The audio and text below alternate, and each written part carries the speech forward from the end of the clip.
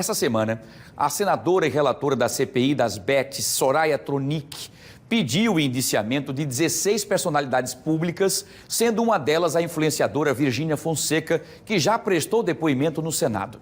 Segundo a relatora, os influenciadores induziram seguidores a apostar com anúncios apontando ganhos irreais e, por isso, ela sugere o indiciamento pelos crimes de estelionato e publicidade enganosa. Olha que coisa, né? E outra coisa que vocês estão acompanhando agora aí, o apelo comercial das apostas é muito forte. Pessoas de todas as idades são seduzidas por influenciadores digitais e personalidades em propagandas de TV, sites e redes sociais, associando o jogo com uma vida de sucesso e riqueza que não existe. A situação é ainda mais perigosa para quem está em situação de vulnerabilidade financeira, porque no desespero de conseguir dinheiro e sair da pobreza, o apostador acaba investindo os poucos recursos que possui, se endividando ainda mais e caindo em um círculo vicioso. É o que vocês vão acompanhar a partir de agora na reportagem de Maria Maciel, Glauber Rachid, com a produção de Tereza Cristina, aqui no Fenômeno. Vamos ver. Quem aí já acessou um aplicativo ou site de jogos online, seja por curiosidade ou diversão? Muita gente, né? Mas tem aqueles que param logo na primeira rodada. Outros apostam 1, 2, 3, dezenas de vezes e, em alguns casos, até perder tudo o que tem.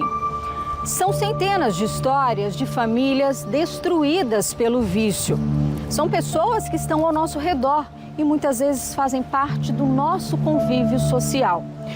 Hoje nós vamos mostrar o depoimento de um empresário alagoano que perdeu mais de 2 milhões de reais em apostas online. Você vai ver que o sofrimento vai além do prejuízo financeiro.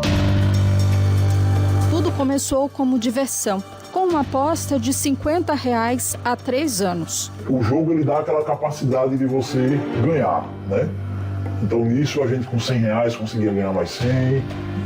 E aí nisso depois perdia, e a gente colocava mais.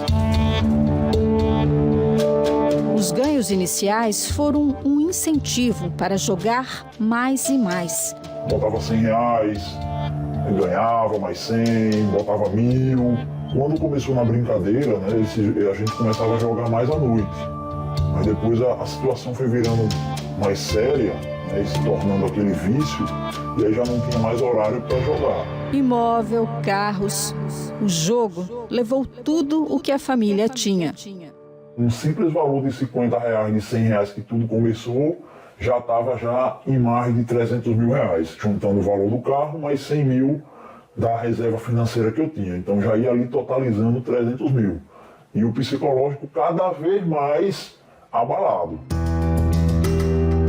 A planilha feita pelo empresário mostra os inúmeros depósitos realizados. A compulsão em jogar era tão grande que num dia, em menos de 1 hora, ele perdeu mais de R$40 mil. Em apenas um site de apostas, o prejuízo foi de quase R$1,5 milhão de reais. Assim, graças a Deus, nunca cheguei a pegar empréstimo com agiotas, né? Eu pegava meu cartão de crédito, né? Tinha cartão com limite bom, e aí saía estourando os cartões todinho. Passava na minha maquineta, e aí depois pegava em dinheiro, peguei empréstimo com banco, empréstimo pessoal com banco. E aí quando foi totalizando nisso aí, só de hoje, né, meu nome ele tá no Serasa, só totalizando isso aí já vai aproximadamente só em nome sujo, com cartão de crédito e empréstimo, aproximadamente uns 800 mil. E os jogos online fazem cada vez mais vítimas em todo o país. O delegado Lucimério Campos vê com preocupação o atual cenário. O ano passado, em agosto de 2024, o próprio Banco Central disse que as bets tiraram do Bolsa Família, de pessoas beneficiárias do Bolsa Família, que já recebem aquele rendimento ali para um mínimo existencial ali para comprar mantimentos e tiraram dessas pessoas cerca de 3 bilhões de reais. Só no mês de agosto. A CPI das bets, criada recentemente, pode ser a oportunidade de o governo encontrar soluções para o problema. A gente na polícia, a sociedade espera que ela consiga trazer um controle maior. porque como nós estamos falando aí em finanças da economia, finanças da sociedade, dinheiro de pessoas mais vulneráveis, cometimento de crimes, a gente espera que a legislação ela seja aperfeiçoada, porque a legislação atual ela não é suficiente para tratar do fenômeno. Nós não temos, por exemplo, uma parte criminal. As polícias hoje trabalham com contravenção penal de 1950, uma lei de 1950, para fazer frente a um fenômeno diferente no mundo virtual, muito mais rápido, com um potencial de prejuízo muito maior. Então o jogo, ele jamais vai querer que as pessoas ganhem, as pessoas vão perder.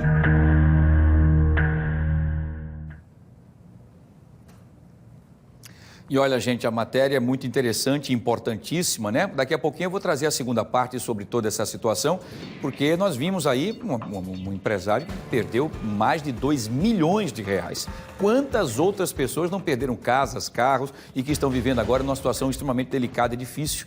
Porque começa com a brincadeira e você acaba perdendo o controle, acaba não entendendo que aquilo para perder o controle de brincadeira e passa a ser agora quase como se fosse um vício, né? Enfim, daqui a pouco nós vamos trazer a segunda parte final para que vocês entendam. Para você que está nesse joguinho agora, presta atenção, para você familiar é importante, fiquem atentos que daqui a pouquinho nós vamos trazer a segunda parte aqui dessa matéria importante, o vício das bets.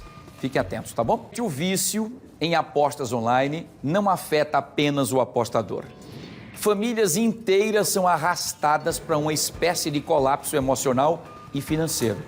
O sonho de riqueza e mudança de vida pode se tornar um pesadelo que vai deixar marcas por toda a vida.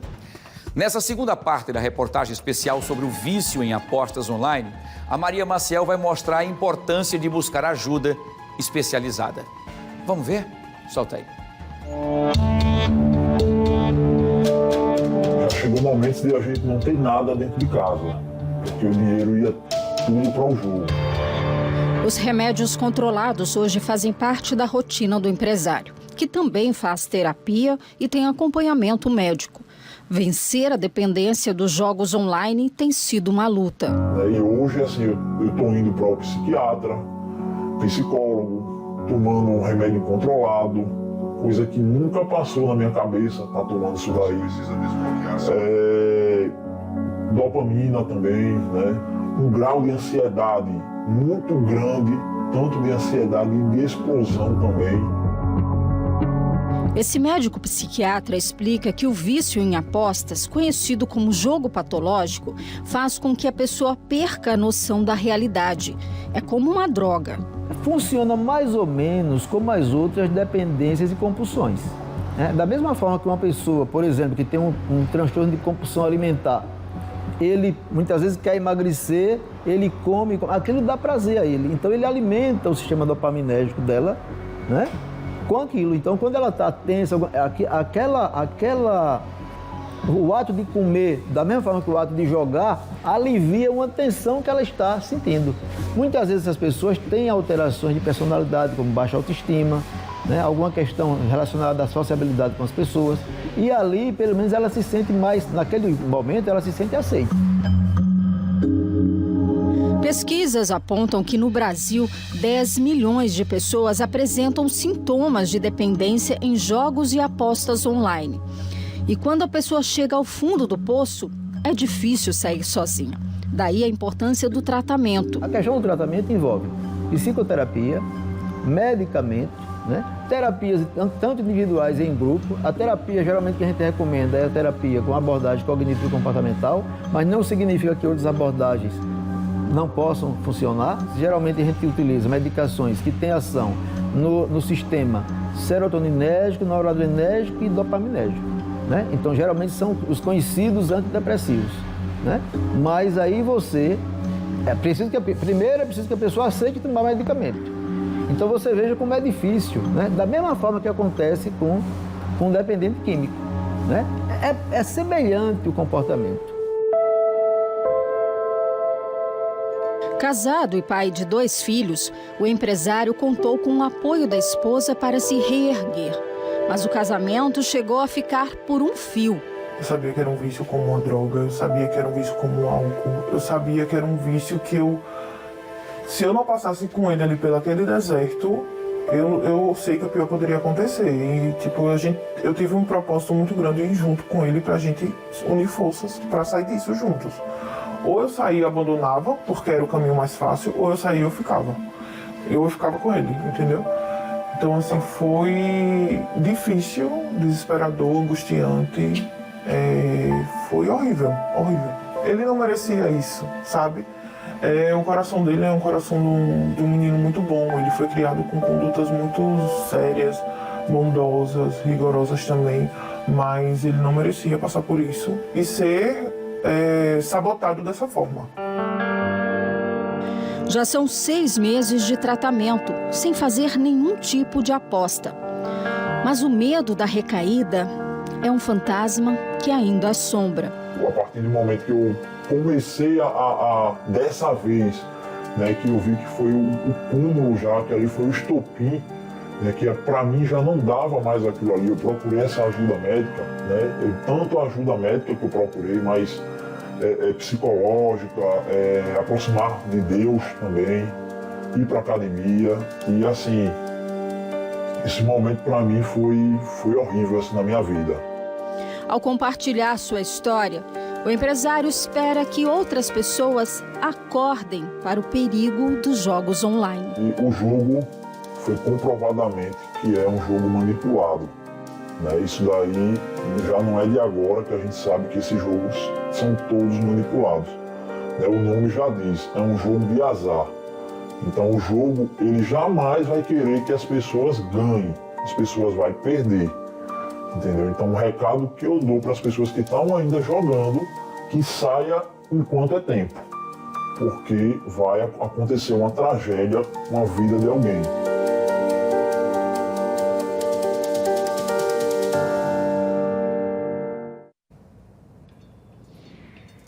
Por isso, gente, essa matéria é exatamente uma forma de chamar a atenção para todas as pessoas. Desde que você faça seus jogos, a gente não quer que você deixe de jogar, jogue desde que seja diversão. Passou disso, busque ajuda. E quem estiver próximo também, que possa buscá-lo para evitar que aconteça o pior. Como nesse relato que nós vimos aí do empresário com a vida praticamente devassada, estragada, com mais de 2 milhões de reais em jogos, né? Quando ele achava que estava dominando, né? E o nosso jornalismo é exatamente isso, é mostrando as informações como prestação de serviço e buscando também caminhos para que você acabe, então, buscando ajuda. Fiquem atentos, tá bom?